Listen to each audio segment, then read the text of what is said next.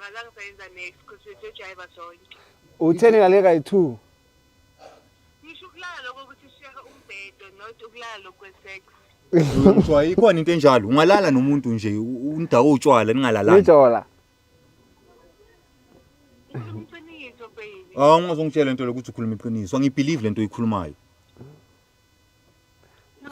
So Ubani le uthi yakhona so le? intombi yakho lele with someone for iPhone. My sister, Yebo. niyisebenzele condom. Just answer this one. I'm gonna leave you alone. No, azange sipheve. Ngithi niyisebenzile na? One last question. Phendula umbuzo wena. Yo, sisebenzisile. Okay, bathi bayisebenzisile. Wayelokuthi manje wayelokuthi awulalanga nayo inhleki.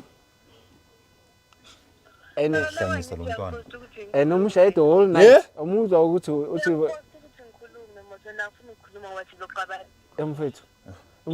Uthi angithi uthi ulale ku that boy's place. Uthi ukuthi umushaye the whole night.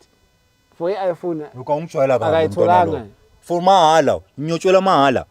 Around angaki for iPhone. Ngana condom futhi. Yo. Awusifebe wena.